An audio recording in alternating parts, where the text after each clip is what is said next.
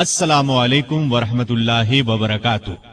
खुलफाए राशिदीन का चौथा हिस्सा खलीफा राशिद सैयदना अलीउल मुर्तजा रज़ियल्लाहु अन्हु पेश खिदमत है।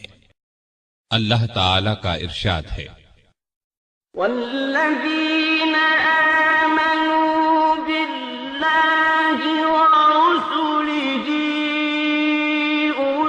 उलाइका हुमुस्सिद्दीक़ून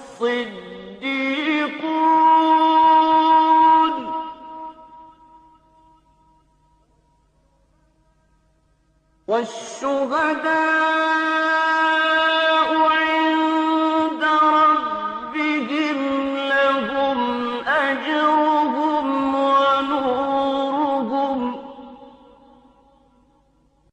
वो लोग जो अल्लाह और उसके रसूलों पर ईमान लाए हैं, यही तो वो हैं जो उनके परवरदिगार के नजदीक सिद्दीक और शहीद हैं, उनके लिए अज्र व सवाब होगा। इरशाद नबवी है, ए अली, क्या तुम इस पर राजी नहीं कि तुम्हें मेरे साथ वही निस्बत हो जो हारून अलैहिस्सलाम को मूसा अलैहिस्सलाम के साथ थी। अलबत्ता मेरे बाद कोई नबी नहीं होगा। जमात असहाब रोशन सितारे हैं। आसमान पर मौजूद सितारों की रोशनी कमोबेश है। यही मिसाल सहाबाए किराम रज़ियल्लाहु अन्हुम की है, लेकिन हैं सभी रोशन। इनमें सबसे नुमाया, सबसे रोशन और सबसे ताबनाक बहरहाल पहले चार सहाबा रज़ियल्लाहु अन्हुम ही हैं। यही पहले चार असहाब खुलफाए राशिदीन हैं। अशरा मुबश्शरा में भी सबसे पहले इन्हीं का नाम है। यूं तो अल्लाह ताला ने कुरान मजीद में रसूल करीम सल्लल्लाहु अलैहि वसल्लम के सारे ही सहाबा को जन्नत की बिशारत दी है, फिर उन सहाबा का दर्जा सबसे बुलंद बताया जिन्होंने इस्लाम लाने में पहल की, अल्लाह के रास्ते में हिजरत की, काफिरों से जिहाद किया। सैयदना अली रजी अल्लाह अन्हु ऐसे ही सहाबा में शामिल हैं। उन्हें ये इज्जत भी हासिल है कि वो बदरी सहाबी हैं। अल्लाह ताला ने बदरी सहाबा की सब खताएं मुआफ कर दी। अली बैत रिजवान करने वालों में भी शामिल थे कि जिनको अल्लाह ताला ने वाज़ेह अल्फाज में अपने राजी होने की खुशखबरी दी है, फिर उन्हें शहादत भी नसीब हुई। मुसलमानों का ईमान है कि राह हक में शहीद जन्नती हैं। इन सब बातों के अलावा सैयदना अली रजी अल्लाह अन्हु उन 10 सहाबा में भी शामिल हैं जिन्हें दुनिया में जन्नती होने की बिशारत दी गई, यानी अशरा मुबश्शरा में हैं। इन तमाम खुसूसियात के अलावा आपकी एक खुसूसियत यह भी है कि नबी सल्लल्लाहु अलैहि वसल्लम ने अपनी प्यारी बेटी सैयदा फातिमा रजी अल्लाह अन्हा आपके निकाह में दी। इस जलीलुल कद्र हस्ती की जिंदगी के औराक आपके सामने रखते हैं। सैयदना अली बिन अबी तालिब रज़ियल्लाहु अन्हु 6ठी सदी ईसवी के आखिरी साल यानी 600 ईस्वी में या 601 ईस्वी में मक्के में पैदा हुए। उस वक्त रसूल करीम सल्लल्लाहु अलैहि वसल्लम की उम्र 30 साल के करीब थी। गोया अली रज़ियल्लाहु अन्हु आपसे 30 साल छोटे थे।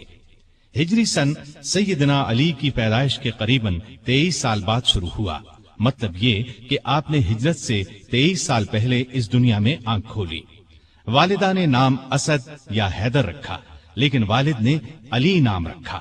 फिर इसी नाम पर दोनों का इत्तिफाक हो गया। अलबत्ता हैदर उनका लक़ब हो गया। आपकी कुनियतें अबुल हसन और अबू तुराब थीं। अबू तुराब की कुनियत नबी करीम सल्लल्लाहु अलैहि वसल्लम ने अता फरमाई। आपके लक़ब असद, मुर्तजा और हैदर हैं। सैयदना अली रज़ियल्लाहु अन्हु रसूल करीम सल्लल्लाहु अलैहि वसल्लम के सगे चचा अबू तालिब के बेटे थे। उनका खानदान वही था जो आपका था, और ये कबीला कुरैश का सबसे ज्यादा इज्जत वाला घराना था। ये घराना बनु हाशिम कहलाता था। गोया नबी करीम सल्लल्लाहु अलैहि वसल्लम भी हाशिमी थे और सैयदना अली भी हाशिमी थे। सैयदना अली के वालिद का नाम तो अब्द मनाफ था, लेकिन वो अपनी कुनियत अबू तालिब से मशहूर थे। रसूल करीम सल्लल्लाहु अलैहि वसल्लम के वालिद जनाब अब्दुल्ला उनके सगे भाई थे। उनका नसब इस तरह है। अबू तालिब बेटे थे अब्दुल मुत्तलिब के, عبد المطلب بیٹے تھے ہاشم کے، ہاشم بیٹے تھے عبد مناف کے، اور عبد مناف بیٹے تھے قصی کے۔ ابو طالب مکے کے بزرگ اور سردار تھے، رسول اللہ صلی اللہ علیہ وسلم پر جان چھڑکتے تھے، آپ کو اپنی اولاد سے بھی زیادہ چاہتے تھے۔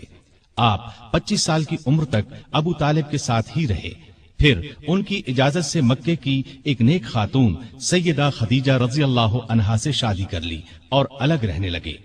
آپ نے نبوت کا اعلان کیا تو قریش جان کے دشمن بن گئے، لیکن یہ ابو طالب ہی تھے جو آپ کی حمایت میں اٹھ کھڑے ہوئے، ہر طرح سے آپ کا ساتھ دیا۔ علی رضی اللہ عنہ کی والدہ کا نام فاطمہ رضی اللہ عنہا تھا، وہ بھی ہاشمی تھیں، یہ آپ پر ایمان لے آئی تھیں، یہ بھی آپ سے حد درجے محبت کرتی تھیں۔ انہوں نے ہجرت بھی کی اور ہجرت کے 4 یا 5 سال بعد وفات پائی۔ سیدنا علی کوئی 5 برس کے تھے کہ ملک میں قحط پڑ گیا۔ ابو طالب پر ایک بڑے کنبے کا بوجھ تھا، اس لیے آپ صلی اللہ علیہ وسلم نے ان سے علی کو مانگ لیا۔ اس وقت سے سیدنا علی آپ کے ساتھ رہنے لگے۔ سیدہ خدیجہ رضی اللہ عنہا نے ان کی پرورش اور تربیت میں آپ کا برابر ساتھ دیا۔ نبی کریم صلی اللہ علیہ وسلم نے نبوت کا اعلان فرمایا تو اس وقت سیدنا علی کی عمر قریباً 10 برس تھی۔ رسول اللہ صلی اللہ علیہ وسلم کی دعوت پر انہوں نے فوراً اسلام قبول کر لیا۔ اس طرح بچوں میں سب سے پہلے انہی کو اسلام کی دولت نصیب ہوئی۔ اب وہ بھی آپ کے ساتھ نماز پڑھنے لگے۔ ایک دن ان کے والد ابو طالب نے انہیں آپ کے ساتھ نماز پڑھتے دیکھا تو پوچھا، بیٹا یہ دین کیا ہے جس پر تم چل رہے ہو؟ انہوں نے فوراً جواب دیا، ابا جان میں اللہ اور اس کے رسول پر ایمان لے آیا ہوں، ان کی تصدیق کر چکا ہوں اور یہ میں نے ان کے ساتھ نماز پڑھی ہے۔ اس پر ابو طالب نے کہا، محمد تمہیں بھلائی کے سوا کسی چیز کی طرف نہیں بلائیں گے، تم ان کے ساتھ لگے رہو۔ سیدنا علی رضی اللہ عنہ بچپن ہی سے نیک تھے، بتوں سے نفرت کرتے تھے۔ رسول اللہ صلی اللہ علیہ وسلم کی تربیت نے انہیں علم کا سمندر بنا دیا۔ لڑکپن ہی میں لکھنا پڑھنا سیکھ لیا۔ اس زمانے میں یہ بہت بڑی خوبی کی بات تھی۔ اسی زمانے میں انہوں نے ہتھیار چلانے اور دشمن سے لڑنے کا ڈھنگ بھی سیکھ لیا۔ جوان ہونے تک انہوں نے سپاہ گری کے اصول اور قاعدے پوری طرح سیکھ لیے۔ کشتی میں تو کوئی ان سے جیت نہیں سکتا تھا۔ والد کی وفات کے بعد صرف 3 برس مکے میں رہے۔ رسول کریم صلی اللہ علیہ وسلم نے جب ہجرت کی تو سیدنا علی کو اپنے بستر پر سلایا۔ لوگوں کی جو امانتیں آپ کے پاس تھیں وہ سب آپ نے علی کے حوالے کی اور فرمایا، یہ امانتیں ان کے مالکوں کو سونپ کر مدینے آ جانا۔ کافروں نے اس وقت آپ کے گھر کو گھیر رکھا تھا۔ آپ صلی اللہ علیہ وسلم رات کے وقت گھر سے نکلے تو اللہ تعالیٰ نے کافروں کی آنکھوں پر پردے ڈال دیے اور وہ آپ کو نہ دیکھ سکے۔ صبح انہیں معلوم ہوا کہ رسول اللہ صلی اللہ علیہ وسلم مکان چھوڑ کر جا چکے ہیں تو وہ بہت جھنجھلائے۔ انہوں نے علی کو پکڑ لیا، آنکھیں نکال کر بولے، بتاؤ تمہارے صاحب کہاں ہیں؟ اس پر سیدنا علی نے جواب دیا، مجھے کچھ معلوم نہیں کہ وہ کہاں ہیں۔ یہ جواب سن کر انہیں سخت غصہ آیا، ڈانٹ ڈپٹ کی، پھر انہیں اپنے ساتھ لے گئے، ایک جگہ قید کر دیا، لیکن جب ان سے کچھ معلوم نہ ہو سکا تو چھوڑ دیا۔ اب انہوں نے لوگوں کی امانتیں لوٹائیں، پھر مکے سے ہجرت کر کے آپ صلی اللہ علیہ وسلم کی خدمت میں حاضر ہوئے۔ اس وقت آپ قباء میں تشریف فرما تھے۔ علی رضی اللہ عنہ نے مکے سے قباء تک کا سفر پیدل طے کیا۔ یہ 350 میل کا سفر ہے۔ قباء پہنچے تو پاؤں میں چھالے پڑ چکے تھے۔ پھر آپ رضی اللہ عنہ نبی صلی اللہ علیہ وسلم کے ساتھ مدینے آ گئے۔ ہجرت کے بعد سیدنا علی رضی اللہ عنہ نے 35 برس سے کچھ زیادہ مدت مدینے میں گزاری۔ یہ ان کی مدنی زندگی کہلائی۔ ہجرت سے کچھ عرصہ بعد نبی صلی اللہ علیہ وسلم نے مسجد نبوی کی تعمیر فرمائی۔ اس تعمیر میں رسول اللہ صلی اللہ علیہ وسلم اور دوسرے صحابہ نے بھی حصہ لیا۔ وہ اینٹیں اور گارا ڈھوتے وقت اشعار پڑھتے جن کا مطلب ہے، جو مسجد تعمیر کرتا ہے کھڑے ہو کر اور بیٹھ کر مشقت برداشت کرتا ہے، اور جو گرد و غبار اور مٹی سے بچنے کے لیے اس سے جی چراتا ہے، وہ دونوں برابر نہیں ہو سکتے۔ مسجد کے ساتھ رسول اللہ صلی اللہ علیہ وسلم کے رہنے کے لیے چند حجرے بھی تعمیر ہوئے۔ سیدنا علی رضی اللہ عنہ بھی یہیں آ گئے۔ ہجرت کے بعد آپ نے بھائی چارہ کرایا تو علی کو اپنا بھائی بنایا۔ ہجرت کے دوسرے سال آپ نے اپنی پیاری بیٹی سیدہ فاطمہ رضی اللہ تعالی عنہا کی شادی علی سے کر دی۔ اس وقت سیدنا علی کے پاس ایک زرہ اور ایک گھوڑے کے سوا کچھ نہیں تھا۔ انہوں نے یہ زرہ سیدنا عثمان کے ہاتھ 480 درہم میں فروخت کر دی۔ سیدنا عثمان رضی اللہ عنہ نے یہ رقم انہیں دے دی اور زرہ بھی یہ کہہ کر لوٹا دی کہ یہ میری طرف سے تحفہ ہے۔ اس رقم سے انہوں نے شادی کا سامان خریدا اور گھر کی ضرورت کے لیے بھی رقم بچائی۔ نبی کریم صلی اللہ علیہ وسلم نے صحابہ کو جمع فرمایا، ان کے سامنے نکاح پڑھایا۔ رخصتی چند ماہ بعد ہوئی۔ زرہ کی قیمت میں سے جو رقم بچی تھی اس سے سیدنا علی نے ولیمے کی دعوت کا انتظام کیا۔ اس دعوت میں کھجوریں، جو کی روٹی، پنیر اور ایک خاص قسم کا شوربہ تھا۔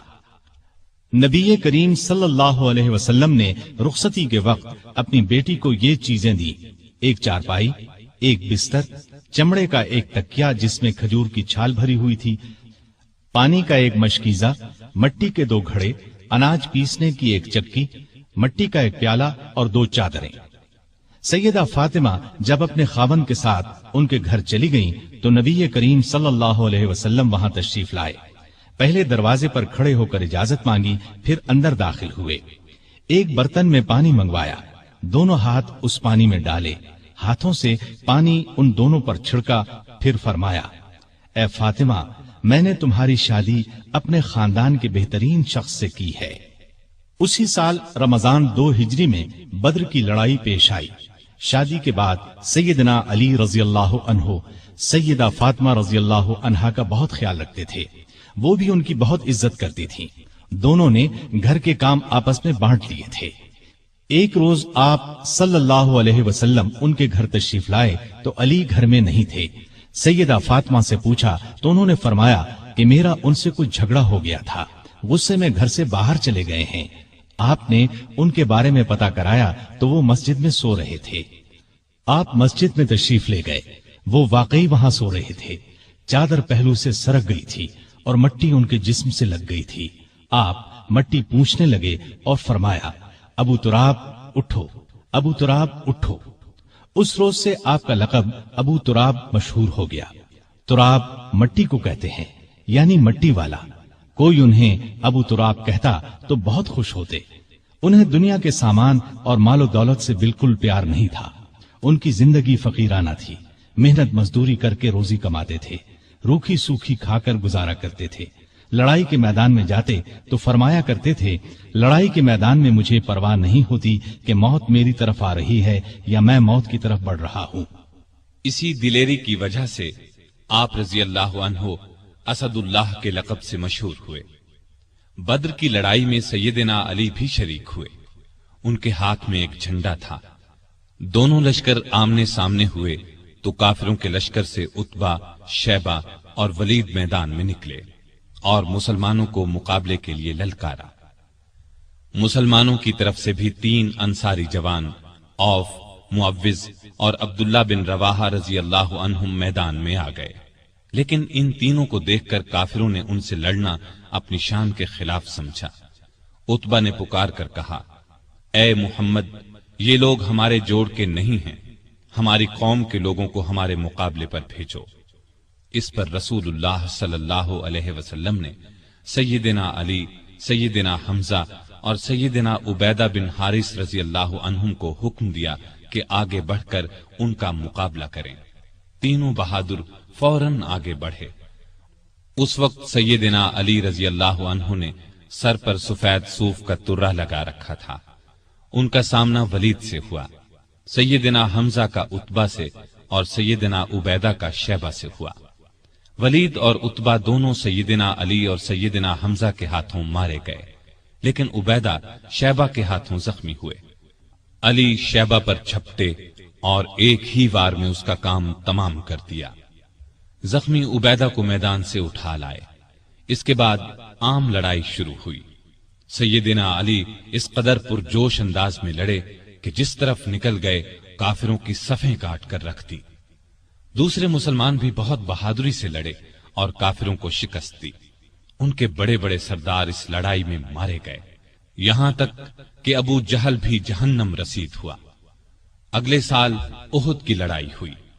इस लड़ाई की इब्तिदा में काफिरों की तरफ से तलहा बिन अबी तलहा मैदान में निकला और पुकारा, कोई है जो मेरे मुकाबले में आए।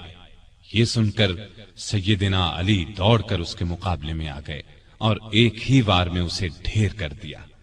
फिर तलहा का एक भाई अबू सईद निकला। सैयदना अली ही ने उस पर भी तलवार का एक वार किया। वो जमीन पर गिर पड़ा और साद बिन अबी वकास के हाथों मारा गया।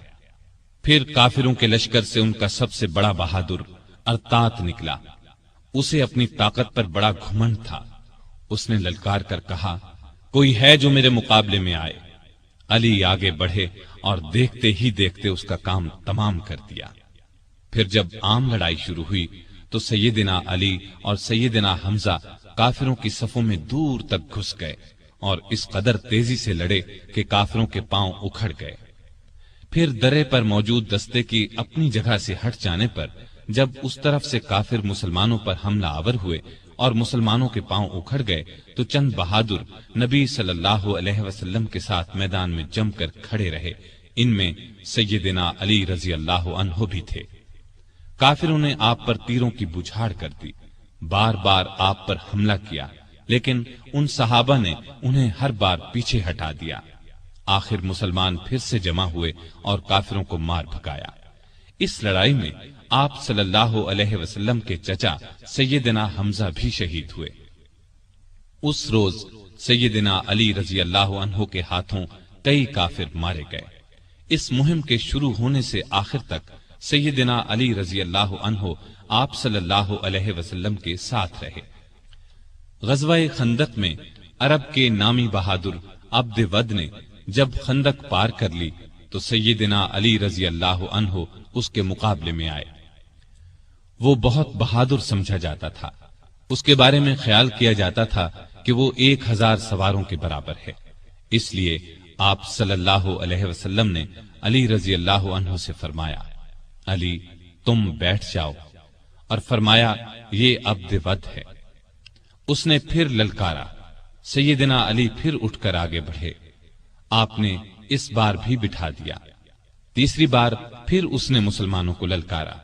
इस बार सैयदना अली रजी अल्लाह अन्हु ने अर्ज किया, ए अल्लाह के रसूल सल्लल्लाहु अलैहि वसल्लम, मैं जानता हूं ये अब्द वद है, आप मुझे इससे मुकाबले की इजाजत दें।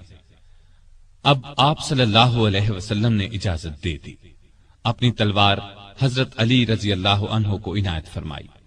अपने पाक हाथों से उनके सर पर पगड़ी बांधी। अली रजी अल्लाह अन्हु दौड़ते हुए गए और अब्द वद से बोले, मैंने सुना है तुमने लोगों से कह रखा है कि जो शख्स मेरे सामने 3 बातें पेश करे तो मैं उनमें से एक को मंजूर करता हूं। उसने कहा, हां ये ठीक है।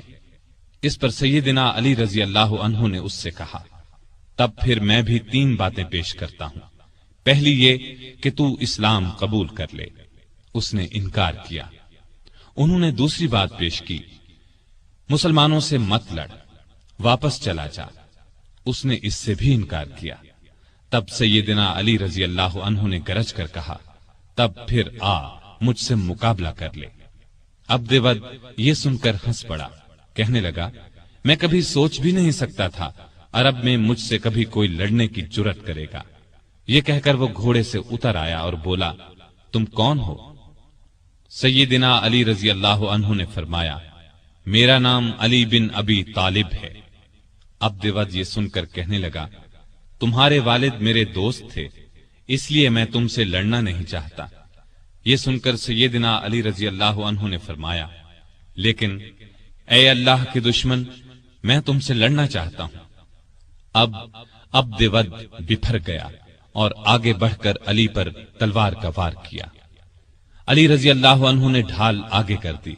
वार इस कदर जबरदस्त था कि तलवार ढाल को काट कर उनकी पेशानी पर जा लगी। वो जख्मी हो गए। जख्म खाकर वो शेर की तरह झपटे और अब्द वद पर ऐसा वार किया कि तलवार उसके कंधे को काटती सीने तक आ गई। وہ وہیں ڈھیر ہو گیا۔ اس کے گرتے ہی سیدنا علی رضی اللہ عنہ نے زور سے نعرہ تکبیر بلند کیا۔ اب عبد ود کے کچھ ساتھی آگے بڑھے، لیکن وہ بھی اللہ کے شیر کے آگے نہ ٹھہر سکے، بھاگ نکلے۔ ان میں سے ایک نوفل بن عبداللہ خندق میں گرا۔ علی رضی اللہ عنہ نے اسے خندق میں اتر کر تلوار سے قتل کیا۔ رسول اللہ صلی اللہ علیہ وسلم نے بنو قریظہ کی طرف کوچ کا ارادہ کیا تو سیدنا علی رضی اللہ عنہ کو فوج کا جھنڈا دے کر آگے روانہ فرمایا۔ پھر آپ 3000 مجاہدین کے ساتھ روانہ ہوئے۔ لڑائی سے پہلے ہی بنو قریظہ ہمت ہار گئے اور ہتھیار ڈال دیے۔ مدینے سے 60 کلومیٹر دور فدق نامی یہودیوں کی بستی تھی۔ یہ یہودی خیبر کے یہودیوں کو مسلمانوں کے مقابلے پر اکسا رہے تھے۔ آپ صلی اللہ علیہ وسلم نے سیدنا علی کو 200 سوار دے کر ان کی طرف روانہ فرمایا۔ مسلمانوں نے ان لوگوں کو شکست دی، وہ بھاگ نکلے۔ مسلمانوں کے ہاتھ 500 اونٹ اور 2000 بکریاں لگی۔ وہ ان کو ہانک کر مدینے لے آئے۔ بیعت رضوان میں بھی سیدنا علی ساتھ تھے۔ صلح نامہ لکھنے کا کام ان کے سپرد ہوا۔ انہوں نے شروع میں بسم اللہ الرحمن الرحیم لکھا تو قریش کے نمائندے نے اس پر اعتراض کیا اور کہا ہم رحمان کو نہیں مانتے، لہذا یہ لکھا جائے بسمک اللہم۔ رسول کریم صلی اللہ علیہ وسلم کی ہدایت پر سیدنا علی نے یہی لکھ دیا۔ اب آپ نے ان سے فرمایا لکھو، یہ وہ شرطیں ہیں جو محمد رسول اللہ صلی اللہ علیہ وسلم نے قریش سے طے کی ہیں۔ سیدنا علی نے الفاظ لکھے تو قریشی نمائندے سہیل بن عمرو نے کہا جب ہم آپ کو اللہ کا رسول نہیں مانتے تو پھر صلح نامے میں یہ کیوں لکھا جائے، لہٰذا آپ محمد بن عبداللہ لکھوائیے۔ اس پر آپ نے فرمایا بے شک میں اللہ کا رسول ہوں، لیکن اے علی یہاں لکھ دو محمد بن عبداللہ۔ یہ سن کر سیدنا علی نے عرض کیا اے اللہ کے رسول صلی اللہ علیہ وسلم، مجھ میں تو یہ ہمت نہیں ہے کہ میں اپنے ہاتھ سے رسول اللہ کا لفظ مٹا دوں۔ ان کی بات سن کر رسول اللہ صلی اللہ علیہ وسلم نے اپنے ہاتھ سے رسول اللہ کے الفاظ مٹا دیے۔ اس کے بعد علی نے باقی معاہدہ تحریر کیا۔ جن یہودیوں کو شرارتوں کی وجہ سے مدینے سے نکالا گیا تھا وہ خیبر کے قلعوں میں جمع ہو گئے۔ بہت سے یہودی وہاں پہلے سے تھے۔ یہ سب مسلمانوں کے خلاف سازشوں سے باز نہیں آ رہے تھے، چنانچہ آپ نے ان کی سرکوبی کا فیصلہ فرمایا۔ وہ مدینے پر حملہ کرنے کی تیاریوں میں بھی مصروف تھے۔ رسول کریم صلی اللہ علیہ وسلم 1600 صحابہ کے ساتھ خیبر کی طرف روانہ ہوئے۔ سب قلعے ایک ایک کر کے فتح ہو گئے، لیکن ایک قلعہ جس کا نام قموس تھا فتح ہونے میں نہ آیا۔ جب آپ کے کئی صحابہ کی کوششیں کامیاب نہ ہو سکیں تو آپ نے فرمایا میں کل جھنڈا ایک ایسے شخص کو دوں گا جو اللہ اور اس کے رسول سے محبت کرتا ہے اور اللہ اور اس کا رسول اس سے محبت کرتے ہیں، جس کے ہاتھ پر خیبر فتح ہو جائے گا۔ دوسرے دن جب تمام صحابہ اس جھنڈے کے منتظر تھے، کیونکہ وہ سب اللہ اور اس کے رسول سے محبت کرتے تھے، رسول اللہ صلی اللہ علیہ وسلم نے پوچھا علی کہاں ہیں؟ بتایا گیا ان کی آنکھیں دکھتی ہیں۔ آپ نے انہیں بلایا، آنکھوں میں اپنا لعاب لگایا، وہ اسی وقت ٹھیک ہو گئیں۔ آپ نے انہیں جھنڈا دے کر قموس کی طرف روانہ فرمایا۔ اس قلعے کا حاکم مرحب تھا، یہودیوں کے نامی گرامی بہادروں میں سے ایک۔ سیدنا علی قموس کے سامنے پہنچے تو مرحب زرہ لگا کر اکڑتا ہوا باہر نکلا۔ سیدنا علی کو مقابل دیکھا اور بولا کیا مسلمانوں کی فوج میں تم سے بہتر کوئی آدمی نہیں؟ خیبر جانتا ہے کہ میں مرحب ہوں، ہتھیار بند، بہادر، تجربے کار اور لڑائی کے بھڑکتے شعلوں کا مقابلہ کرنے والا۔ سیدنا علی نے اس کے جواب میں فرمایا میں وہ شخص ہوں کہ میری ماں نے میرا نام حیدر رکھا، جنگل کے شیر کی طرح ہیبت ناک اور بہادر، میں دشمن کو آنکھ جھپکنے میں ختم کر دیتا ہوں۔ مرحب نے آگے بڑھ کر تلوار کا وار کیا، سیدنا علی تیزی سے ایک طرف ہو گئے، پھر انہوں نے مرحب پر ایسا بھرپور وار کیا کہ ان کی تلوار اس کے خود کو کاٹ کر کھوپڑی میں اتر گئی۔ پھر فوج کو لے کر آگے بڑھے، قلعے کا دروازہ توڑ کر اندر گھس گئے۔ اس طرح قموس بھی فتح ہو گیا۔ سارے خیبر پر مسلمانوں کا قبضہ ہو گیا۔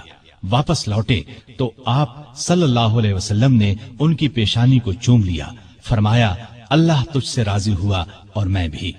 सैयदना अली ये सुनकर रोने लगे। ये रोना खुशी का था। इस मौके पर कुछ लोग जो हबशा में रह गए थे लौट आए। उनमें सैयदना अली के भाई जाफर बिन अबी तालिब रज़ियल्लाहु अन्हु भी थे। उनके आने की भी सबको बहुत खुशी थी। कई साल के बिछड़े भाई एक दूसरे से मिले तो आंखों से आंसू बह निकले। 7 हिजरी में रसूलुल्लाह सल्लल्लाहु अलैहि वसल्लम अपने बहुत से सहाबा के साथ उम्रे के लिए रवाना हुए। उनमें अली भी शामिल थे। उम्रे से फारिग होकर मुसलमान 3 दिन बाद मक्के से निकल आए और मदीने की तरफ रवाना हुए। गज़वा मूता में आपके भाई जाफर बिन अबी तालिब शहीद हो गए तो आपको बहुत सदमा हुआ। नबी करीम सल्लल्लाहु अलैहि वसल्लम ने आपको दिलासा दिया। उनकी शहादत के बाद जाफर बिन अबी तालिब के बच्चों की परवरिश अली ने की। उनके बेटे अब्दुल्लाह जवान हुए तो सैयदना अली ने अपनी बेटी ज़ैनब की शादी उनसे की। मक्के की फतह के मौके पर भी सैयदना अली साथ थे। काबे में रखे हुए बुतों को आपने तोड़ना शुरू किया तो सैयदना अली ने इस काम में आपका हाथ बटाया। तांबे के बुत को तोड़ने के लिए आपने अली को अपने कंधे पर सवार फरमाया। वो बहुत ऊंचाई पर था और लोहे की एक सलाख के साथ जमीन से लगा हुआ था। अली ने उस बुत को भी गिराया और काबे से बाहर फेंक दिया। मुसलमानों ने मक्का फतह किया तो कबीला हवाजिन के लोग भड़क उठे। एक बड़ा लश्कर तैयार करके मुसलमानों पर हमले का इरादा किया। आप अभी मक्के ही में थे कि उनके इरादे की खबर हुई तो आप शव्वाल 8 हिजरी में 12,000 मुसलमानों को लेकर दुश्मन की तरफ रवाना हुए। हुनैन के मकाम पर दोनों फौजें आमने सामने हुईं। दुश्मन ने ये चाल चली कि रात के वक्त आसपास की पहाड़ियों में अपने तीरंदाज बिठा दिए थे। उन्होंने मुसलमानों पर अचानक तीरों की बारिश कर दी। इस्लामी फौज में मक्के के 2000 ऐसे लोग भी थे जो कुछ ही दिन पहले इस्लाम लाए थे। वो तीरों की बौछार से घबराकर पीछे हटे। इस तरह सारी फौज बेतरतीब हो गई। सिर्फ आप सल्लल्लाहु अलैहि वसल्लम चंद बहादुरों के साथ मैदान में रह गए थे। इनमें सैयदना अली भी थे। वो शुरू से आखिर तक आपके पास रहे और बेजिगरी से लड़ते रहे।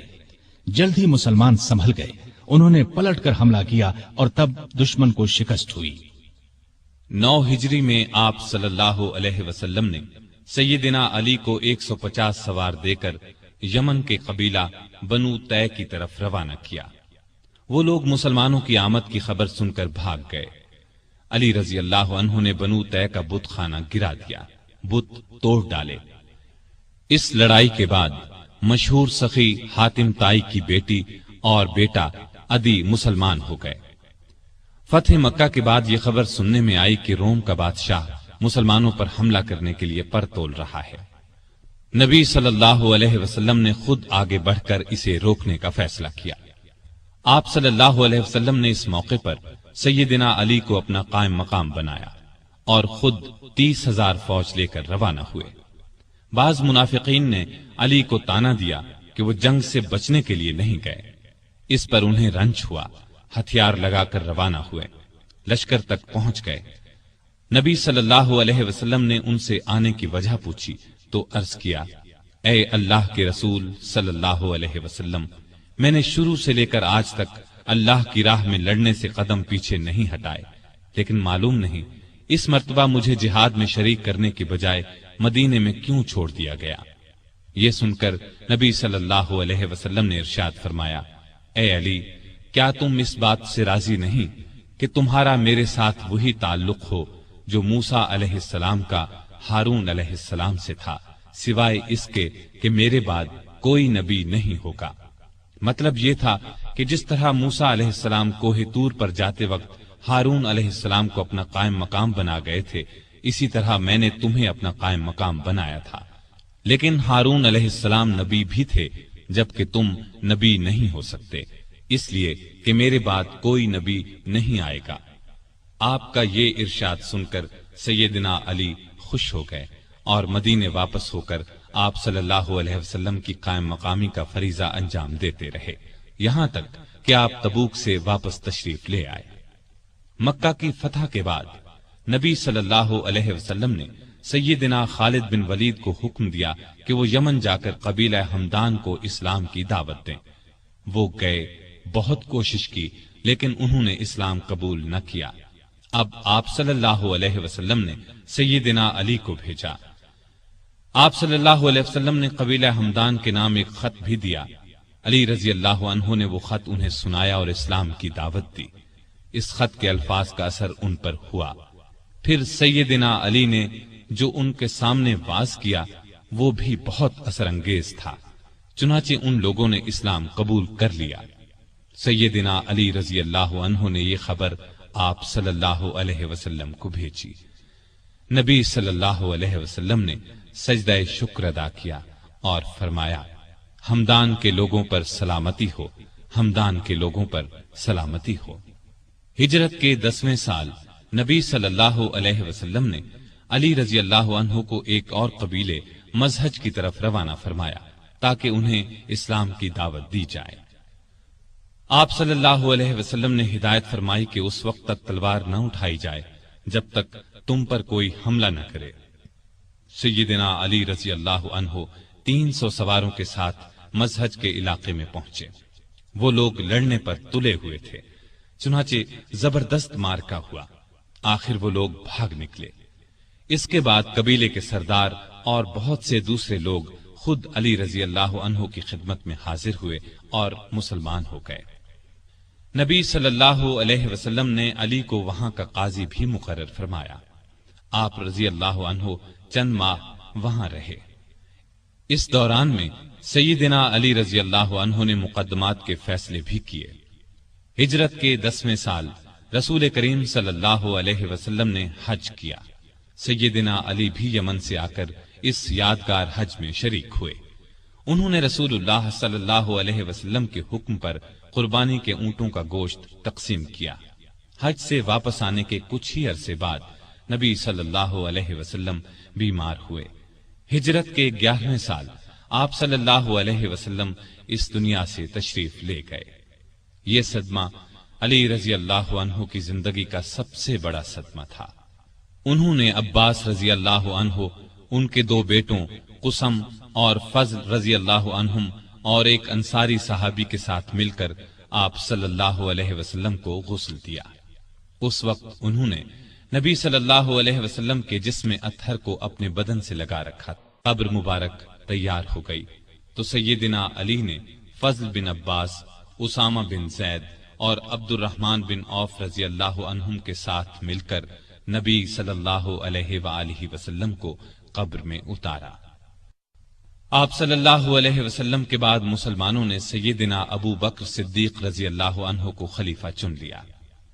6 ماہ بعد سیدہ فاطمہ رضی اللہ عنہا بھی اس دنیا سے رحلت کر گئیں۔ ابو بکر کو علی سے بہت محبت تھی، ان کی بہت عزت کرتے تھے، خلافت کے کاموں میں ان سے مشورے بھی لیتے تھے۔ علی بھی ان سے اسی طرح محبت کرتے تھے۔ مرتد ہو جانے والوں سے جنگ ہوئی تو علی نے بھی دوسرے صحابہ کے ساتھ مل کر ان کا مقابلہ کیا۔ ابو بکر رضی اللہ عنہ نے وفات پائی تو حضرت علی رضی اللہ عنہ ان کے دروازے پر آئے اور فرمایا، آپ پر اللہ کی رحمت ہو، آپ رسول اللہ صلی اللہ علیہ وسلم کے پیارے ساتھی اور مدد کرنے والے، اللہ سے سب سے زیادہ ڈرنے والے اور سب سے بڑھ کر دین کو نفع پہنچانے والے تھے۔ اس کے بعد دیر تک ان کی خوبیوں اور بھلائیوں کا ذکر کرتے رہے۔ ابو بکر کی وفات کے بعد عمر فاروق رضی اللہ عنہ خلیفہ بنے۔ انہوں نے مجلس شورا قائم کی تو اس میں علی رضی اللہ عنہ کو بھی شامل کیا۔ ان کی خلافت کا زمانہ 10.5 برس تک رہا۔ اس زمانے میں بھی آپ رضی اللہ عنہ سے باقاعدہ مشورے لیے جاتے رہے۔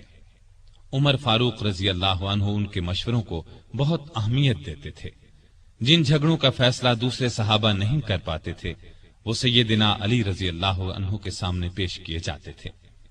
عمر فرمایا کرتے تھے، ہم میں سے سب سے بڑے قاضی علی رضی اللہ عنہ ہیں۔ ایک مرتبہ عمر رضی اللہ عنہ نے کوئی فیصلہ دیا تو علی نے اس کے خلاف رائے دی۔ عمر نے ان کی رائے کو درست قرار دیا۔ سیدنا عمر کے دل میں علی کی نہ صرف بہت محبت تھی بلکہ وہ ان کی بہت عزت بھی کرتے تھے۔ انہیں علی پر پورا بھروسہ تھا۔ 16 ہجری میں بیت المقدس تشریف لے گئے تو سیدنا علی کو اپنا قائم مقام بنایا۔ سیدنا عمر کے زمانے میں سب سے بڑی لڑائی نہامند کی لڑائی سمجھی جاتی ہے۔ اس موقع پر ایرانیوں کا بہت بڑا لشکر جمع ہو گیا تھا۔ سیدنا عمر نے سیدنا علی کو مسلمانوں کے لشکر کا سپہ سالار بنانا چاہا، لیکن انہوں نے مدینے سے باہر جانے سے انکار کر دیا۔ پھر عمر نے خود سالار بن کر جانے کا ارادہ کیا تو سیدنا علی نے اس کا بھی مشورہ نہ دیا اور فرمایا آپ مدینے کو ہرگز نہ چھوڑیں۔ عمر رضی اللہ عنہ کو علی کا یہ مشورہ بھی ماننا پڑا۔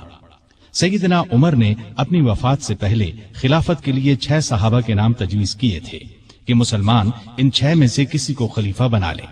ان میں ایک نام علی کا تھا، دوسرا نام سیدنا عثمان کا تھا، باقی 4 نام یہ تھے: سعد بن ابی وقاص، عبد الرحمن بن عوف، زبیر بن عوام اور طلحہ بن عبید اللہ رضی اللہ عنہم۔ ان چاروں نے اپنے نام واپس لے لیے تو خلافت کے لیے صرف 2 نام رہ گئے، سیدنا عثمان اور سیدنا علی۔ ان لوگوں نے آخر سیدنا عثمان کے بارے میں فیصلہ دیا۔ اس طرح مسلمانوں کے تیسرے خلیفہ سیدنا عثمان ہوئے۔ اس دوران میں بھی ان دونوں کے تعلقات بہت خوشگوار رہے۔ سیدنا عثمان کو کوئی شرعی سزا دینے کا مسئلہ پیش آتا تو سیدنا علی کے ذریعے فیصلہ کراتے۔ ہر سال حج کے لیے جاتے وقت سیدنا علی کو بھی ساتھ لے جاتے۔ علی نے ہمیشہ انہیں اچھے مشورے دیے۔ جس زمانے میں سیدنا عثمان کے خلاف سازش شروع ہوئی تو علی نے سازش کی آگ کو بجھانے کے لیے عثمان کو بہت مشورے دیے۔ مصر کے باغی مدینے پر چڑھائے تو سیدنا علی نے انہیں سمجھا بجھا کر واپس روانہ کیا۔ وہ لوگ تو سیدنا عثمان کے خون کے پیاسے تھے۔ رات کی تاریکی میں پھر لوٹ آئے۔ کوفے اور بصرے کے باغیوں نے بھی ان کا ساتھ دیا۔ انہوں نے سیدنا عثمان کے گھر کو گھیر لیا۔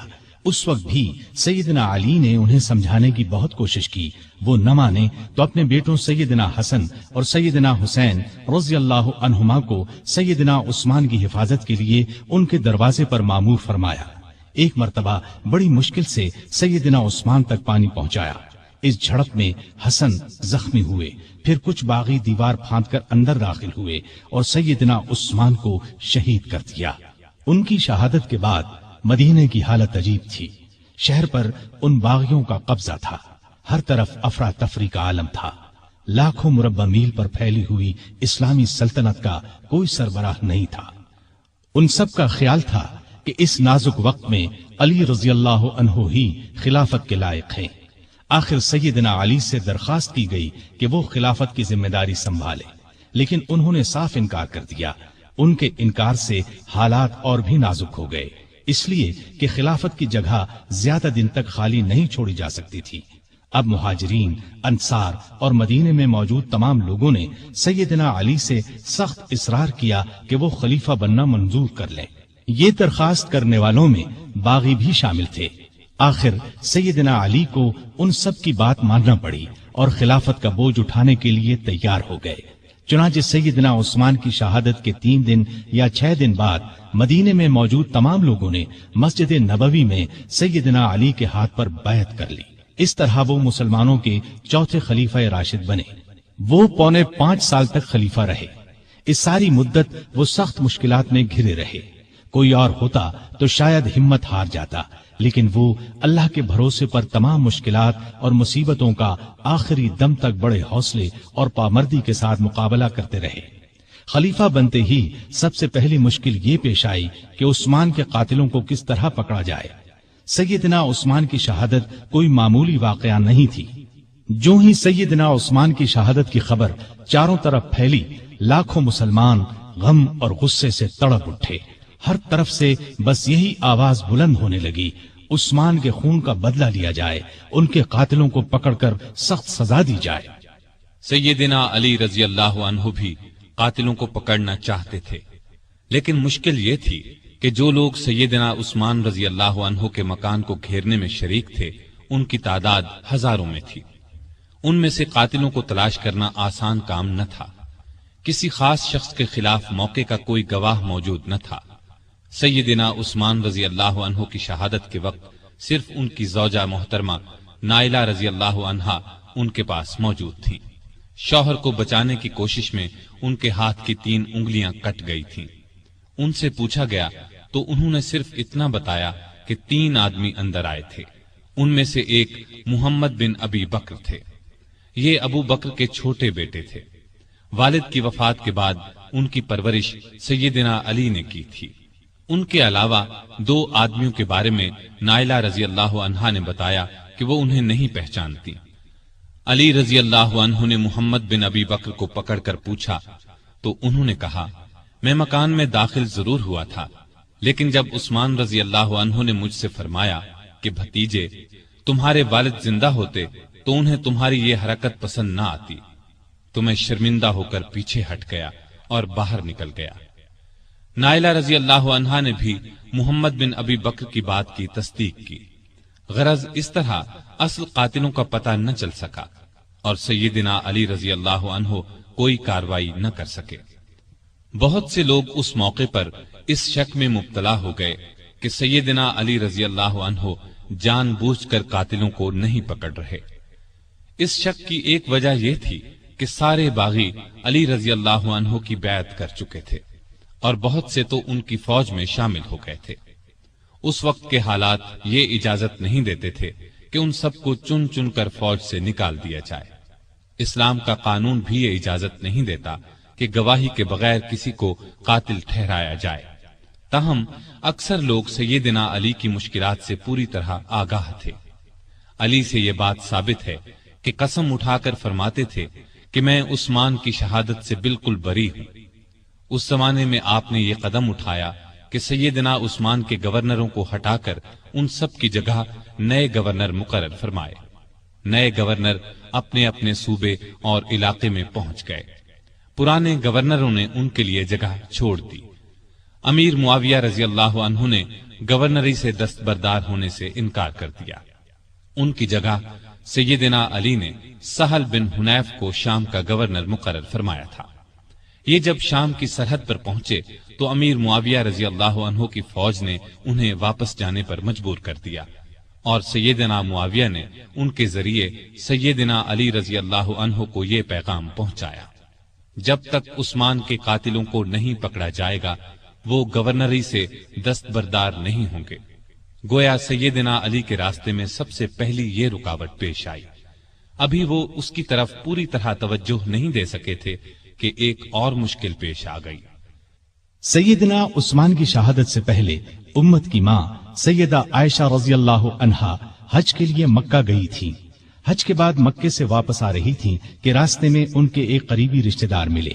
انہوں نے بتایا کہ سیدنا عثمان شہید کر دیے گئے ہیں اور لوگوں نے سیدنا علی کے ہاتھ پر بیعت کر لی ہے، لیکن مدینے میں ابھی تک فتنہ اور فساد پھیلا ہوا ہے۔ یہ خبر سن کر وہ مکے کی طرف واپس پلٹ گئیں۔ اتنے میں مدینے سے سیدنا طلحہ اور سیدنا زبیر بھی ان کے پاس پہنچ گئے۔ یہ دونوں بہت اونچے مرتبے کے بزرگ تھے، عشرہ مبشرہ میں سے تھے۔ انہوں نے بھی یہی بتایا کہ مدینے کے لوگ فسادیوں کے ہاتھوں پریشان ہیں، نہ تو وہ اپنی حفاظت کر سکتے ہیں اور نہ ان میں سیدنا عثمان کے خون کا بدلہ لینے کی طاقت ہے۔ مکے کے لوگوں نے ام المومنین عائشہ رضی اللہ عنہا سے واپسی کا سبب پوچھا تو انہوں نے فرمایا، عثمان مظلوم شہید کر دیے گئے اور فتنہ دبتا ہوا نظر نہیں آتا ہے، اس لیے تم فتنے کو دور کرنے اور شہید خلیفہ کے قاتلوں سے بدلہ لینے کے لیے تیار ہو جاؤ، اسی طرح اسلام کی عزت بچائی جا سکتی ہے۔ اس پر ہزارہا مسلمان سیدہ عائشہ، زبیر اور طلحہ کے ساتھ ہو لیے۔ اس لشکر نے بصرہ پہنچ کر اس پر قبضہ کر لیا۔ جب سیدنا علی کو خبر ملی تو وہ بھی اپنا لشکر لے کر بصرہ کے قریب پہنچ گئے اور صلح کی کوشش شروع کر دی۔ دوسری طرف سیدہ عائشہ نے اپنے آنے کی وجہ بیان فرمائی، علی نے اپنی مجبوری اور مشکلات بیان فرمائی۔ دونوں نے ایک دوسرے کی بات کو اچھی طرح سمجھ لیا اور قریب تھا کہ صلح ہو جاتی، لیکن بدقسمتی سے دونوں طرف کی فوجوں میں کچھ بدنیت منافق لوگ شامل تھے۔ انہیں اپنا فائدہ اس میں نظر آ رہا تھا کہ صلح نہ ہو، لہٰذا انہوں نے رات ہی کو جنگ چھیڑ دی۔ علی یہ سمجھے کہ عائشہ نے جنگ شروع کر دی، عائشہ یہ سمجھی کہ علی نے جنگ شروع کر دی ہے۔ اس طرح دونوں فوجوں میں جنگ شروع ہو گئی۔ دونوں فوجوں میں سخت لڑائی ہوئی۔ اس میں آخر کار سیدنا علی کو فتح ہوئی۔ فتح کے بعد علی نے ان کے بھائی محمد بن ابی بکر کو ان کا حال معلوم کرنے کے لیے بھیجا اور عام اعلان کرا دیا کہ بھاگنے والوں کا پیچھا نہ کیا جائے، لوٹ مار نہ کی جائے، زخمیوں پر گھوڑے نہ دوڑائے جائیں، جو ہتھیار پھینک دیں انہیں کوئی تکلیف نہ پہنچائی جائے۔ پھر انہوں نے خود سیدہ عائشہ کے پاس جا کر پوچھا، اے مومنوں کی ماں، آپ کا مزاج کیسا ہے؟ انہوں نے فرمایا ٹھیک ہوں۔ اس کے بعد سیدنا علی نے انہیں چند دن بصرہ میں آرام اور آسائش کے ساتھ ٹھہرایا، پھر محمد بن ابی بکر کی نگرانی میں انہیں 40 شریف اور معزز خواتین کے ساتھ مکے کی طرف روانہ کیا۔ اس وقت عائشہ نے فرمایا، میرے بچوں، یہ لڑائی غلط فہمی کا نتیجہ تھی۔ علی سے نہ پہلے میرا کوئی جھگڑا تھا نہ اب ہے۔ سیدنا علی نے جواب میں فرمایا، آپ سچ فرماتی ہیں، آپ ہم سب کی ماں ہیں، آپ کی عزت کرنا ہم پر واجب ہے۔ پھر وہ مکے آ گئی۔ اس لڑائی میں عائشہ اونٹ پر سوار تھیں، اس لیے اس لڑائی کو جنگ جمل کہا جاتا ہے۔ یہ لڑائی جمادی الاخر 36 ہجری میں پیش آئی۔ اس جنگ کے بعد عائشہ رضی اللہ عنہا ہمیشہ پشیمان رہیں اور یاد کر کے روتی تھیں۔ جمل کی لڑائی کے بعد سیدنا علی رضی اللہ عنہ نے چند دن بصرہ میں قیام کیا، پھر 12 رجب 36 ہجری میں کوفہ چلے آئے اور اس شہر کو حکومت کا صدر مقام یا دارالخلافہ قرار دیا۔ دارالخلافہ پہلے مدینہ تھا۔ یہ فیصلہ انہوں نے اس لیے کیا کہ مدینے کو فساد اور جھگڑوں سے بچایا جا سکے۔ اب انہوں نے پھر شام کی طرف توجہ دی۔ جریر بن عبداللہ کے ہاتھ ایک خط امیر معاویہ کو بھیجا۔ اس میں لکھا کہ تم بھی مہاجرین اور انصار کی طرح میری بیعت کرو۔ اس کے بعد قاعدے کے مطابق شہادت عثمان کا مقدمہ پیش کرو۔ میں اللہ کی کتاب اور رسول اللہ صلی اللہ علیہ وسلم کی سنت کے مطابق فیصلہ کروں گا۔ امیر معاویہ نے اس خط کے جواب میں لکھا کہ آپ عثمان کے قاتلوں کو ہمارے حوالے کر دیں تو میں اور شام کے دوسرے تمام لوگ خوشی سے آپ کی بیعت کریں گے۔ اس طرح کچھ مدت تک خط و کتابت کا سلسلہ چلتا رہا، لیکن صلح کی کوئی صورت نہ بن سکی۔ ادھر شام کے صدر مقام دمشق کی جامع مسجد میں سیدنا عثمان کے خون آلود کپڑے اور نائلہ رضی اللہ عنہا کی کٹی ہوئی انگلیاں رکھ دی گئیں۔ ان کو دیکھ دیکھ کر لوگ زار و قطار روتے تھے، قاتلوں سے بدلہ لینے کا عہد کرتے تھے۔ جب علی کو یقین ہو گیا کہ امیر معاویہ بیعت نہیں کریں گے تو انہوں نے جنگ کی تیاری کی اور قریباً 80,000 فوج لے کر شام کی طرف روانہ ہونے کا ارادہ کیا۔ دوسری طرف امیر معاویہ بھی ایک بڑے لشکر کے ساتھ مقابلے کے لیے آئے۔ دونوں فوجیں دریائے فرات کے قریب پہنچیں۔ شامی فوجوں نے گھاٹ پر قبضہ کر کے پانی پر پہرے بٹھا دیے، لیکن دوسرے دن سیدنا علی رضی اللہ عنہ کی فوج نے شامیوں پر حملہ کر کے انہیں پیچھے دھکیل دیا اور گھاٹ پر قبضہ کر کے سب کے لیے پانی عام کر دیا۔ اب دونوں فوجوں نے صفین کے مقام پر ایک دوسرے کے سامنے مورچے قائم کر لیے۔ یہ مقام شہر حلب کے جنوب مشرق اور شہر ہمس کے شمال مغرب میں دریائے فرات کے کنارے پر تھا۔ 3 مہینے 20 دن تک دونوں فوجیں آمنے سامنے پڑی رہیں۔ اس دوران میں دونوں فریق بات چیت کے ذریعے مسئلہ حل کرنے کی بھرپور کوشش کرتے رہے، لیکن افسوس کسی فیصلے پر نہ پہنچ سکے۔ چھوٹی چھوٹی جھڑپیں ہوتی رہیں۔ عام لڑائی محرم 37 ہجری تک شروع نہ ہو سکی۔ آخر سفر میں دونوں فوجوں میں جنگ شروع ہوئی۔ یہ جنگ کئی دن تک جاری رہی۔ دونوں طرف مسلمانوں کا خون بہتا رہا۔ منافق اور فسادی لوگ اس موقع سے خوب فائدہ اٹھاتے رہے۔ انہی لوگوں کی وجہ سے صلح کی کوششیں ناکام ہوتی رہیں۔ پھر ایک دن علی رضی اللہ عنہ کی فوج نے اتنا زبردست دباؤ ڈالا کہ شامی فوج کے پاؤں اکھڑنے لگے۔ اتنے میں شامی فوج کا ایک دستہ قرآن کو نیزوں پر اٹھا کر آگے بڑھا اور پکار کر کہا، یہ دیکھو ہمارے اور تمہارے درمیان اللہ کی کتاب ہے۔ علی رضی اللہ عنہ کی فوج نے قرآن دیکھ کر ہاتھ روک لیے۔ لڑائی بند ہو گئی۔ اس کے بعد پھر بات چیت شروع ہو گئی۔ آخر طے پایا کہ خلافت کا فیصلہ 2 ثالثوں کے سپرد کر دیا جائے۔ وہ آپس میں مل کر جو فیصلہ کریں گے ان کا فیصلہ سب کو قبول ہوگا۔ ایک ثالث سیدنا علی رضی اللہ عنہ مقرر کریں، دوسرا ثالث امیر معاویہ رضی اللہ عنہ مقرر کریں گے۔ چنانچہ سیدنا علی کی طرف سے ابو موسیٰ اشعری رضی اللہ عنہ مقرر ہوئے اور امیر معاویہ کی طرف سے عمرو بن عاص رضی اللہ عنہ۔ ان سے کہا گیا کہ وہ رمضان کے مہینے تک فیصلہ کر دیں۔ اس کے بعد سیدنا امیر معاویہ رضی اللہ عنہ اپنی فوج کے ساتھ دمشق چلے گئے۔ سیدنا علی کوفے کی طرف روانہ ہوئے۔ اس موقع پر ان کی فوج 2 حصوں میں بٹ گئی۔ ایک حصہ ثالث مقرر کرنے کا حامی تھا، جبکہ دوسرا کہتا تھا کہ قرآن کو چھوڑ کر انسانوں کو حکم یا فیصلہ کرنے والا بنانا گناہ ہے۔ دونوں گروہ آپس میں جھگڑتے رہتے تھے اور بات بات پر تلواریں نکال لیتے تھے۔ علی رضی اللہ عنہ بڑی مشکل سے انہیں کوفہ تک لائے، لیکن 12,000 آدمی جو ثالثوں سے فیصلہ کرانے کے خلاف تھے فوج سے الگ ہو کر ہرورا کے مقام پر چلے گئے۔ ان لوگوں کو خارجی کہا گیا۔ دونوں ثالثوں نے جو فیصلہ دیا وہ ایک دوسرے سے مختلف تھا۔ سیدنا ابو موسیٰ اشعری کا فیصلہ یہ تھا کہ علی اور امیر معاویہ میں سے کسی کو خلیفہ مقرر نہ کیا جائے، انہیں چھوڑ کر مسلمان جسے چاہیں خلیفہ بنا لیں۔ سیدنا عمرو بن عاص کا فیصلہ یہ تھا کہ ابو موسیٰ اشعری نے علی کو خلافت سے الگ کر دیا ہے، میں ان کی جگہ معاویہ کو خلیفہ مقرر کرتا ہوں۔ اس پر ہر طرف شور مچ گیا۔ سیدنا علی کے حامیوں نے یہ فیصلہ ماننے سے انکار کر دیا۔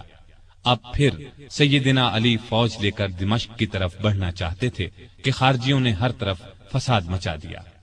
انہوں نے جتھے بنا کر لوگوں کو لوٹنا شروع کر دیا۔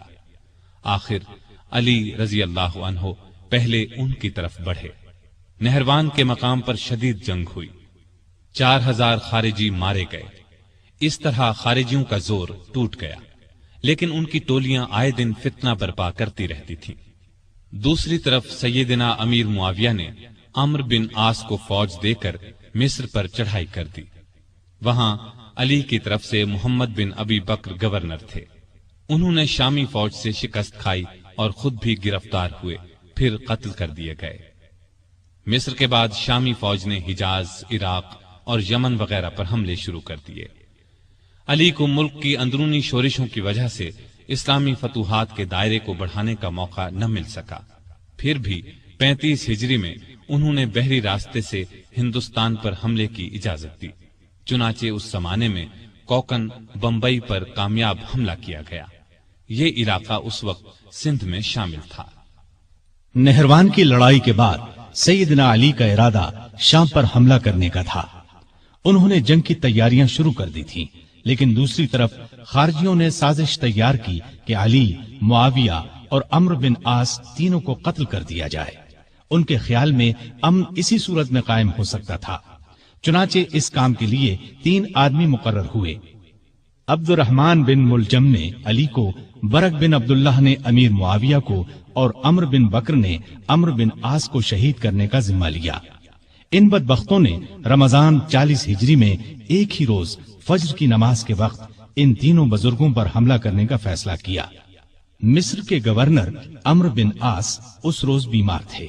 انہوں نے اس روز خارجہ بن حذافہ کو نماز پڑھانے کے لیے بھیجا، لہذا عمرو بن بکر نے ان کے دھوکے میں خارجہ بن حذافہ کو شہید کر دیا۔ دمشق میں برق بن عبداللہ نے امیر معاویہ پر حملہ اس وقت کیا جب وہ مسجد کے دروازے سے نکل رہے تھے۔ انہیں معمولی زخم آیا۔ کوفے میں عبد الرحمن بن ملجم ملعون سیدنا علی کے راستے میں چھپ کر بیٹھ گیا۔ جب وہ فجر کی نماز کے لیے مسجد کی طرف چلے تو ان پر تلوار کا وار کیا، سر پر شدید زخم آیا۔ ابن ملجم کو گرفتار کر لیا گیا۔ سیدنا علی نے اپنے بیٹوں حسن اور حسین کو بلا کر کچھ نصیحتیں کی اور اپنے قاتل کے بارے میں فرمایا، اسے کھانا کھلاؤ، پانی پلاؤ اور اچھی طرح رکھو۔ اگر میں اس زخم سے مر جاؤں تو اسے قتل کرنا، شریعت کا یہی حکم ہے۔ اس کے ناک اور کان وغیرہ نہ کاٹنا۔ اگر میں بچ گیا تو میری مرضی، چاہے اس سے بدلہ لوں یا معاف کر دوں۔ ابن ملجم کی تلوار زہر آلود تھی، وہ اس زخم سے شہید ہو گئے۔ انا للہ و انا الیہ راجعون۔ یہ رمضان کی 17، 18، 19، 20 یا 21 میں سے کوئی تاریخ تھی۔ ہجرت کا 40واں سال تھا اور ان کی عمر اس وقت 63 سال تھی۔ سیدنا علی کو اپنی خلافت کے زمانے میں سکون کا سانس لینا نصیب نہ ہوا، پھر بھی انہوں نے ملکی انتظامات کے سلسلے میں کوئی کسر اٹھا نہ رکھی۔ مزاج میں حد درجے سادگی تھی، اللہ کا خوف بے پناہ تھا۔ فقیرانہ زندگی بسر کی، गवर्नरों और अफसरों की सख्त निगरानी करते थे।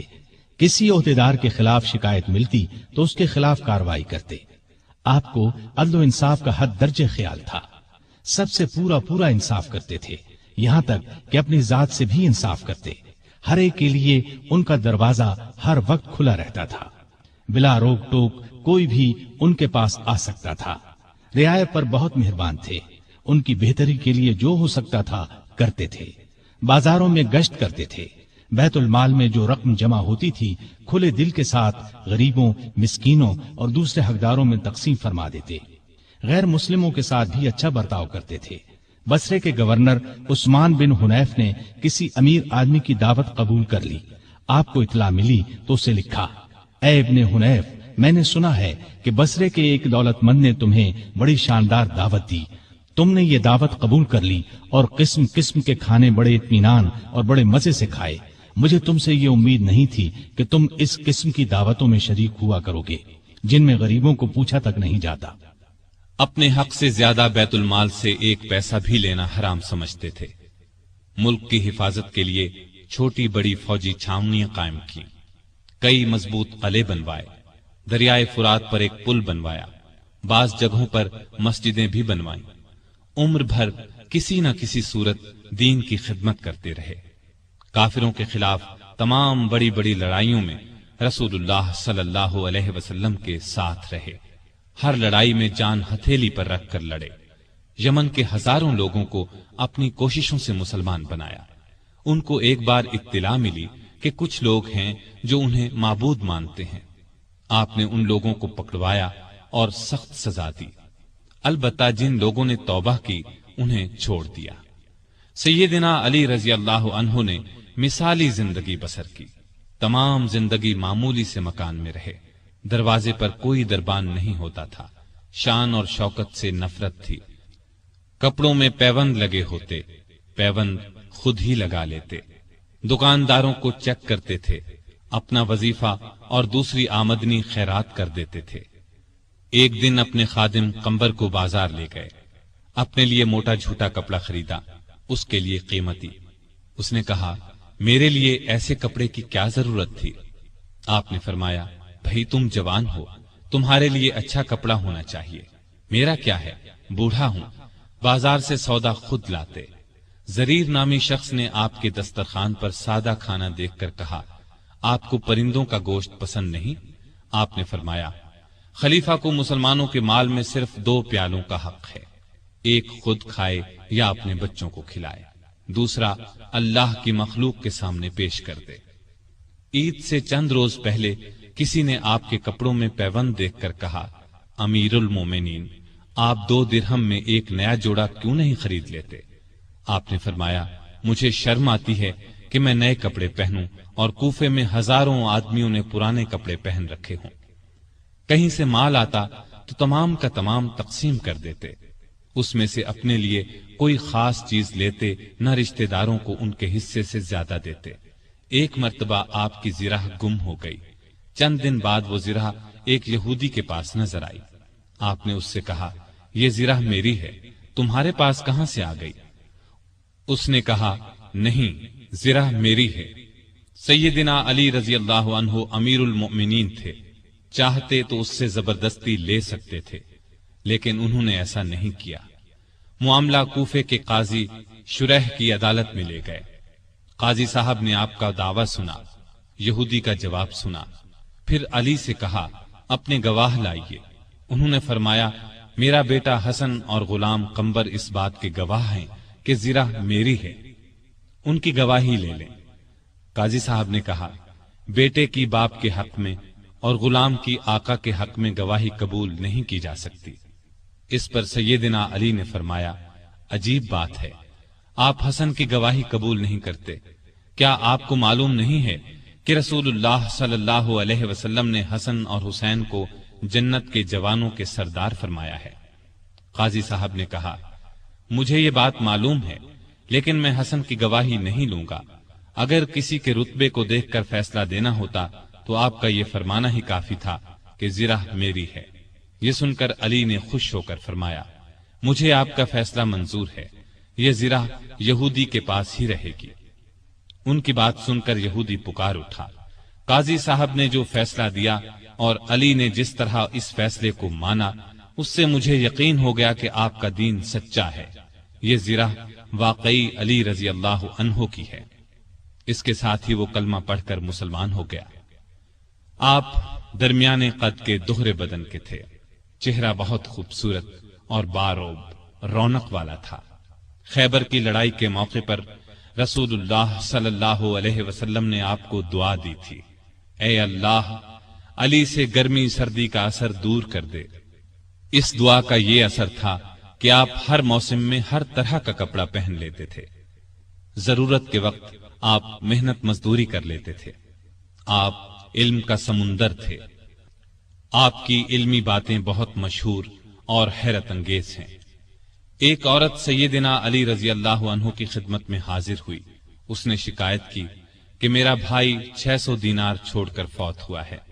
جب یہ رقم وارثوں میں تقسیم کی گئی تو مجھے صرف 1 دینار دیا گیا کہ تمہارے حصے میں 1 ہی دینار آتا ہے۔ آپ رضی اللہ عنہ نے اس کی شکایت پر غور کیا، پھر بولے، شاید تمہارے بھائی نے 1 بیوی، 2 لڑکیاں، 1 ماں، 1 بہن اور 12 بیٹے چھوڑے ہیں۔ عورت نے حیران ہو کر کہا، آپ کا اندازہ بالکل درست ہے۔ اس پر سیدنا علی رضی اللہ عنہ نے فرمایا، تب تمہارے حصے میں 1 ہی دینار آتا ہے۔ سیدنا علی دن رات کا زیادہ حصہ اللہ کی عبادت میں گزارتے تھے۔ نماز پڑھتے تو اللہ کی ذات کے سوا کسی چیز کا ہوش نہ رہتا۔ صدیق اکبر، فاروق اعظم اور عثمان ذو النورین رضی اللہ عنہم اپنے دور خلافت میں سیدنا علی سے خاص معاملات میں مشورہ کرتے تھے۔ شجاعت سیدنا علی کا خاص وصف تھا۔ اتنے بہادر اور نڈر تھے کہ طاقتور سے طاقتور دشمن کی پرواہ نہیں کرتے تھے۔ تبوک کے علاوہ قریب قریب ہر لڑائی میں وہ شریک رہے۔ انہیں اللہ کا شیر لقب ملا۔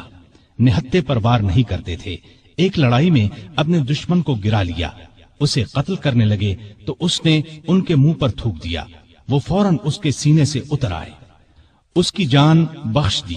کسی نے پوچھا، آپ نے اسے کیوں چھوڑ دیا؟ فرمایا، میں تو اس سے اللہ کے لیے لڑ رہا تھا، اس نے جو حرکت کی تو اس پر مجھے غصہ آ گیا۔ اب میں اسے قتل کرتا تو گویا اس قتل میں میرا غصہ بھی شامل ہوتا۔ اس کا مطلب یہ ہوتا کہ میں نے اسے اپنی ذات کے لیے قتل کیا ہے۔ سیدنا علی کی بہادری کے واقعات ہمیشہ تابندہ رہیں گے۔ ان کو رسول اللہ صلی اللہ علیہ وسلم سے بہت محبت تھی۔ رسول اللہ کو بھی سیدنا علی اور آپ کی اولاد سے بہت محبت تھی۔ سیدنا حسن اور حسین کو رسول کریم صلی اللہ علیہ وسلم اپنے کندھوں پر اٹھاتے اور فرمایا کرتے تھے، اے اللہ، میں ان دونوں سے محبت کرتا ہوں، جو ان سے محبت کرے تو بھی اس سے محبت کر، اور جو ان سے بغض رکھے تو بھی انہیں مبغوض رکھ۔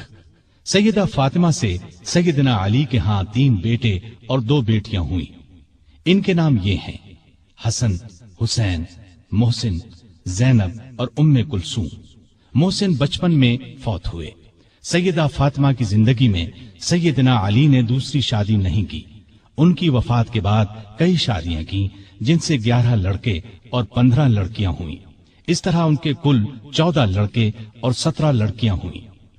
آپ کے چند حکیمانہ اقوال یہ ہیں، غریب وہ ہے جس کا کوئی دوست نہ ہو، گناہوں پر شرمندہ ہونا ان کو مٹا دیتا ہے، اور نیکیوں پر مغرور ہونا ان کو برباد کر دیتا ہے۔ علم مال سے بہتر ہے، اس لیے کہ علم تمہاری حفاظت کرتا ہے، جبکہ مال کی حفاظت تمہیں کرنا پڑتی ہے۔ جو چیز نہ آتی ہو اس کے سیکھنے میں شرم نہ کرو۔ کسی سوال کا جواب نہ آتا ہو تو یہ کہنے میں نہ شرماؤ کہ میں نہیں جانتا۔ سخاوت وہ ہے جو مانگنے سے پہلے ہو۔ معاف کر دینا بہت اچھا انتقام ہے۔ مصیبت میں گھبرانا سب سے بڑی مصیبت ہے۔ لالچ سے کچھ روزی بڑھ نہیں جاتی، لیکن انسان کی قدر گھٹ جاتی ہے۔ بات کہنے والے کو نہ دیکھو، بلکہ بات کو دیکھو۔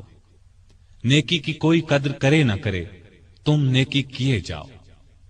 سخت ترین گناہ وہ ہے جو کرنے والے کے نزدیک معمولی ہو۔ مصیبتوں کا مقابلہ صبر سے کرو اور نعمتوں کی حفاظت شکر سے کرو۔ اللہ تعالیٰ ان پر اپنی رحمتیں نازل فرمائے، آمین۔